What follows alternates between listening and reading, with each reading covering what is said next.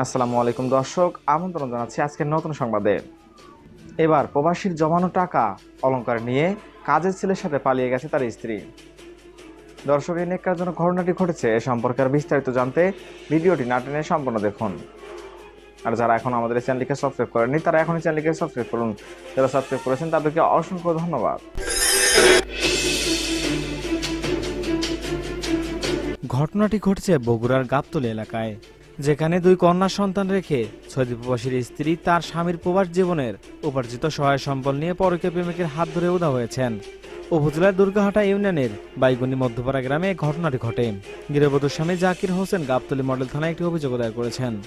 অভিযোগ সূত্র থেকে জানা যায়, 2007 সালে জাকির সৌদিতে জীবিকার তাগিদে যান। পরের বছর 2008 সালে দেশে ফিরে তিনি নওগাঁর ধামরাইহাট উপজেলার হরিতকিটাঙ্গা গ্রামের ইদ্রিস আলীর মেয়ে মেহেরুন্নেসা সুমিকে বিয়ে করেন। বিয়ের পর তাদের সংসার ভালো চলছিল। তিনি প্রতি বছর সৌদি থেকে একবার দেশে আসতেন, পরিবারকে সময় দিতেন। তাদের দুটি কন্যা সন্তানও রয়েছে। 2016 সালে দেশে ফিরে প্রবাস জীবনে আর ফিরবেন না এমন চিন্তা করে গ্রামে একটি মুদি দোকান খুলে বসেন তিনি। কিন্তু ব্যবসায় লোকসান হওয়ায় তিনি 2018 সালে আবারও সৌদি ফিরে যান। 2019 সাল পর্যন্ত তাদের স্বামী স্ত্রীর মাঝে গভীর সম্পর্ক ছিল। স্ত্রীর কোনো অভিযোগ ছিল না, কিন্তু হঠাৎ করে জাকিরের কাছে সুমি প্রায় সময় তার পরিবারের সদস্যদের বিরুদ্ধে বিভিন্ন অভিযোগ করতে শুরু করে। এ নিয়ে তাদের মাঝে মনোমালিন্য দেখা দেয়। কিন্তু সুমি অন্য পুরুষের সাথে সম্পর্কে জড়িয়ে পড়ার কারণে এমনটি করে আছে বুঝতে পারছিল না জাকির। 2020 সালে দেশে ফেরার চেষ্টা করলেও ফিরতে পারেননি জাকির। পরে চলতি বছরের 2 জানুয়ারি জাকিরের বাড়ি ফেরার কথা জানতে পেরে তার স্ত্রী সেদিন দুই কন্যাকে রেখে অন্যের হাত ধরে পালিয়েছে।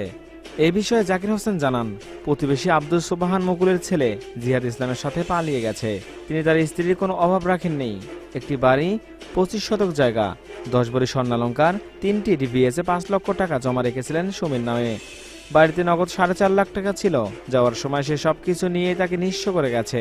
শুধুমাত্র বাড়িটি তার মেয়ের নামে লেখা ছিল, তাই বাড়িটি নিয়ে যেতে পারেননি। জিহাদ তাদের বাড়িতে কামলার কাজ করত। বাড়িতে তার আসা যাওয়া ছিল, কিন্তু এরকম ঘটনা ঘটবে তিনি কখনো চিন্তাও করতে পারেননি। দর্শক, ওই মেয়েরা আপনারা কি শাস্তি আশা করছেন জানতে চাই আপনাদের মূল্যবান মতামত।